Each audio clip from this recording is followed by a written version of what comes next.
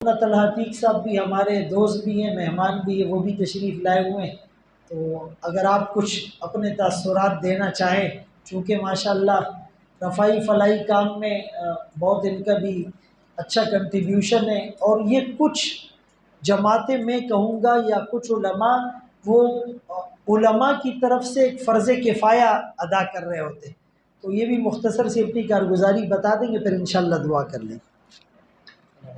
یہ دو چار جملے کے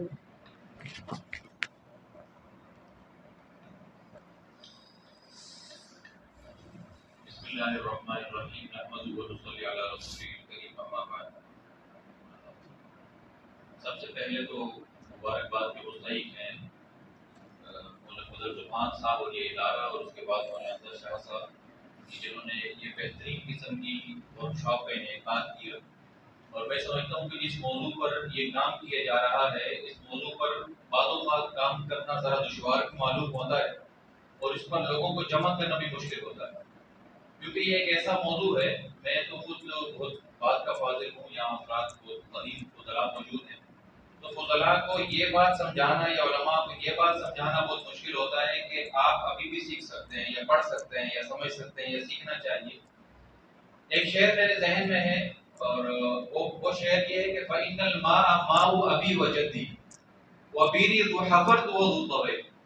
تو یہ جو ہمارا کام ہے، یہ اس وقت جو 50-60 سال سے ہم دیکھتے ہیں کہ ممبر و محراب اور عوام کے درمیان جو فاصلہ اور گیپ آئے، اس سے پہلے نہیں تھا۔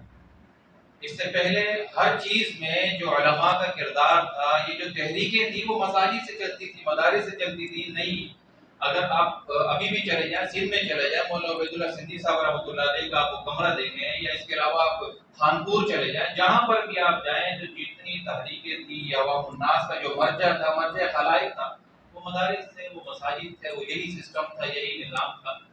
لیکن کیا ہوا کہ آہستہ آہستہ وہ گیپ اور وہ فاصلہ بڑھتا چلا گیا۔ اس کی کچھ چیزیں اگر مجھے اجازت دے تو میں کچھ کہنا چاہوں گا۔ دیکھیں، ابھی رمضان مبارک گزرا۔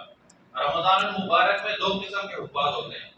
ایک حافظ ہوتے ہیں جو صرف یعلمون تعلمون اور وہ اللہ اکبر سمیع اللہ لمن حمیدہ پہ گزارا کرتا ہے، اور دوسرا وہ حافظ ہوتا ہے کہ جو یعلمون تعلمون نہیں بلکہ قرآن مجید پڑھتا ہے، اس کے مخارج اور مفاہیم کا بھی خیال کرتا ہے، کہ جملہ انشاء کا، خبریہ کا، جتنے بھی معنی کے اعتبار سے وقت کا بھی لحاظ کرتا ہے۔ دونوں میں فرق کیا ہے؟ دونوں قرآن مجید کے حافظ ہیں، لیکن ایک سمجھ کے پڑھتا ہے اور ایک بغیر سمجھ کے۔ تو یہ جو 8 سال کا دورانیہ ہم گزارتے ہیں، تو اس 8 سال کے دورانیے میں پھر دو قسم کے علماء پیدا ہوتے ہیں۔ ایک تو وہ مروجہ سسٹم کا حصہ ہو جاتے ہیں کہ بس 8 سال گزار لی، اب سند آ گئی، ہم جا کر کسی مسجد کے اندر۔ اور میں یہ سمجھتا ہوں کہ اگر جو ہمارا مسجد کا جو سسٹم ہے، اس میں نماز ہے، جمعہ ہے، نکاح ہے اور جنازہ ہے، یہ چیزوں کے لیے تو 6-8 مہینے، سال، 2 سال بھی بہت ہیں۔ اس کے لیے ہم 8 سال لگائیں اگر اسی سسٹم کے لیے، تو یہ بڑی زیادتی والی بات ہے۔ تو اس میں بھی پھر دو قسم کے لوگ پیدا ہوتے ہیں۔ ایک وہی ہے کہ جو 1.5-2 سال میں سیکھ سکتا تھا، 8 سال میں بھی، جس طرح حضرت مفتی صاحب نے فرمایا کہ پھر اسے ایک صورت کا ترجمہ نہیں آتا۔ اور دوسرے پھر وہ افراد پیدا ہوتے ہیں کہ جو جس طرح سے وہ قرآن مجید پڑھتے ہیں، معنی کو سمجھ کر، مفاہیم کو سمجھ کر، اس میں وقت کا لحاظ رکھنا، تجوید کی رعایت رکھنا، ہر چیز کی رعایت رکھ کے چلتے ہیں۔ تو جب ہم وہ رعایت کرتے ہیں تو پھر 3 باتیں ہمارے ذہن میں آتی ہیں۔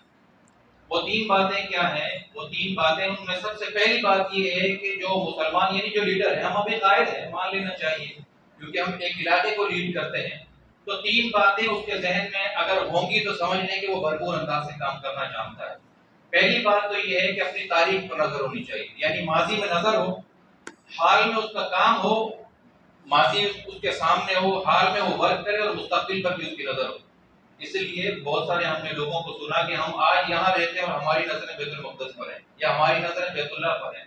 تو مسلمان کے جتنے لیڈران بھی آج تک گزرے ہیں، ان کو ہم نے دیکھا کہ انہوں نے سب سے پہلے اپنی تاریخ کو پڑھا ہے، ہمارے اکابر کیا تھے، انہوں نے کس طرح کام کیا، اور ہم آج کیا کر رہے ہیں، اور اس کے 100 سال کے بعد یا 50 سال کے بعد یا ایٹ لیسٹ 10 سال کے بعد کیا اثرات مرتب ہوں گے۔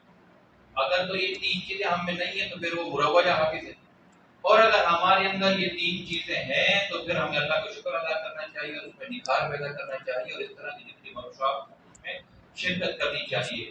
ایک بات اور آخری، وہ یہ ہے کہ اس طرح کی جتنی ورکشاپ ہیں، اگر تو ہم نے پہلے سے سیکھ لیا تو شریک ہونے پر اجر ملے گا، اور اگر نہیں سیکھا تو مزید سیکھ لیں گے. اس کے اندر تو کوئی ایسی بات نہیں ہے. دین میں تو من المہدی اللحد، اس پر آپ بہت سارے اعتبار سے اختلاف کر سکتے ہیں، سند کے اعتبار سے، لیکن اس کے جو اس کا جو فائدہ ہے اس اعتبار سے تو کوئی اختلاف نہیں ہے نا کہ اس کے اندر کی ہم پیدائش سے لے کر ماں کی گود سے لے کر موت تک سیکھتے ہیں، اور اس کی کوئی خیر نہیں ہے. اس کے لیے ضروری بھی نہیں ہے کہ آپ عالم ہو تب آپ نہیں سیکھ سکتے، بلکہ ہم نے تو اپنے اسلاف سے، اپنے بزرگوں سے، بڑوں سے یہی سنا ہے کہ اصل جو سیکھنے کا وقت ہے وہ درس نظامی کے بعد ہے.